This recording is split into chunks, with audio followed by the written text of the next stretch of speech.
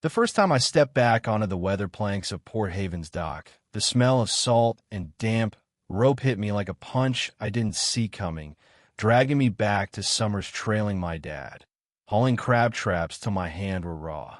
I've been gone 20 years, chasing storms with the Coast Guard, but now, retired at 45, I was back, chasing something quieter peace, maybe, or just the ghost of my old man's laugh. I wanted to rebuild his crab stand, Sam and Son Seafood, on the same dock he'd worked for decades before lung cancer stole him away. Port Haven's a small coastal town, a mix of salty locals, rich weekenders, and retirees who treat their lawns like museum exhibits.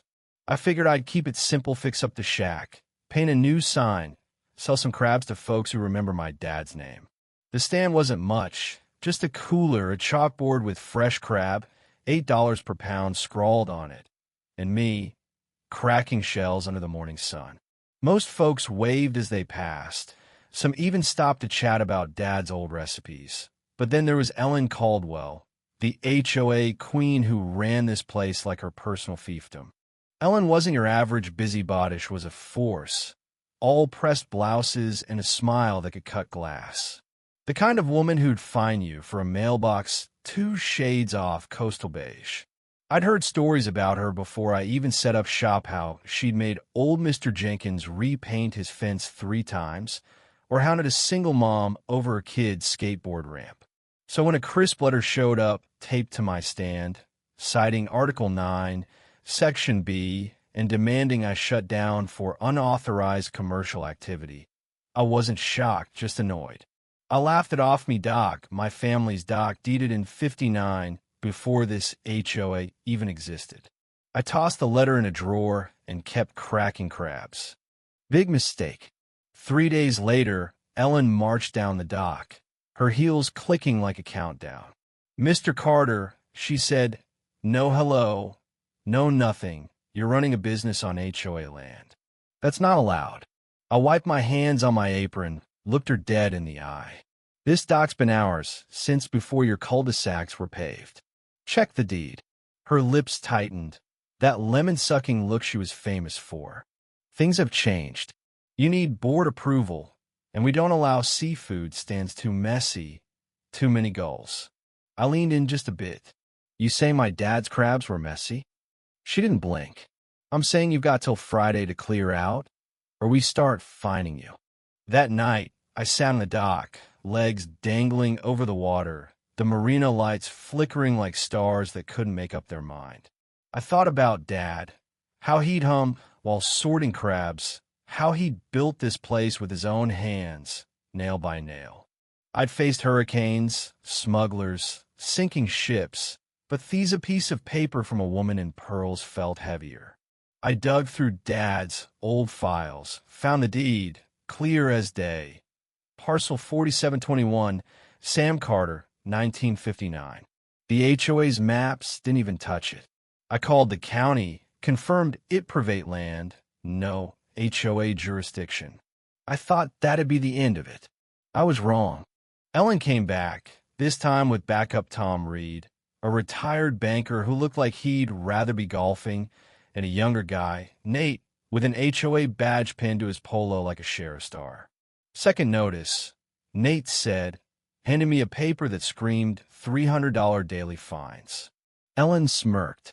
"This dock's within our 25-foot easement." I laughed, not because it was funny, but because the nerve of it burned. "Easement for grass, not my dock. You're standing on my property." Ellen's eyes narrowed. "Prove it, or we'll see you in court." They left the notice on my cooler, like a gravestone for my stand. The town started turning. Neighbors I'd known since I was a kid, Mrs. Larson, who used to sneak me cookies, or Joe from the bait shop, started avoiding me. Ellen had whispered just enough poison, unsanitary, unsafe, lawsuit waiting to happen. One morning, I found my sign snapped in half, ice spilled across the planks. I didn't call the cops. I set up a cheap camera under the awning and put up a new sign, Sam and Sons, since '59 private property. But sales dried up. Restaurants canceled orders. Even kids stopped riding by, shouting "Crab Guy" like they used to. I wasn't just fighting Ellen. I was fighting the silence she'd built, the way she made good people look away. But on my father's sun-stubborn runs in the blood, I spent nights at the county archives, digging through dusty records, old maps, anything to bury her claims. Found gold in a 1977 HOA filing. My dock, explicitly excluded from their control. I called City Hall, got a woman named Clara who sounded like she'd seen this movie before. "They can't touch private land," she said. "File a harassment claim." So I did, with every letter, every threat, even a blurry photo Ellen had circulated of me showing a kid a crab, captioned "unhygienic practices." The real fight came at the HOA's quarterly meeting. I walked in, old Coast Guard jacket on, not to flex, just to remind them who I was. The clubhouse was packed, folding chairs creaking, whispers buzzing. Ellen stood at the front, all poise and venom, calling my stand a community nuisance. When she opened the floor, I didn't rush. I laid out my proof deed, maps, a 77 memo that made her jurisdiction a fairy tale. "This dock's mine," I said, voice steady. "You don't get to erase my dad's name with a pen." The room went quiet, then erupted. Claps, whistles, even old Mrs. Larson shouting, "Damn right." Ellen's face went white, like she'd swallowed her own pearls. I thought that'd be it, but Ellen didn't fold, she doubled down. A week later, a certified letter hit my mailbox.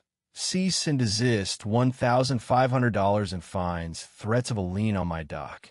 Then someone dumped fish guts in my bait locker, stinking up the whole pier. I hosed it out, kept going, but it hurt not the smell, but the betrayal. Port Haven was my home, and it felt like I was a stranger. Then Clara called. "We've got enough for a city hearing. Ellen's done this before, find a vet for a wheelchair ramp. Bullied a widow over her mailbox. You in?" I didn't hesitate. "Let's end this." The hearing was a circus reporters, bloggers, neighbors I hadn't seen in years. I stood at the podium, told the whole story. Ellen's letters, the vandalism, the lies about bacteria. I handed over my folder deeds, records, camera stills of Ellen sneaking onto my dock at night. When it was her turn, she stood, voice shaking. "I was protecting our standards," she said. "He's the one causing chaos." Then Mrs. Larson stood up. "You find me for my rose bushes, Ellen." Called them unkempt. "You're the chaos." The room laughed, then roared as more stood stories of petty fines, threats, control. Ellen snapped. "You're all sheep, following this crab peddler." She threw her notes, stormed out, heels echoing like a fading storm. She resigned the next day, citing health reasons. I didn't celebrate, not really. I went back to the dock, opened the stand, and Mrs. Larson was there, first in line, smiling like she'd won the lottery. "Give me a dozen," she said. I gave her 13. Word spread Ellen's reign was over. The dock came alive again, not just with crabs, but with people.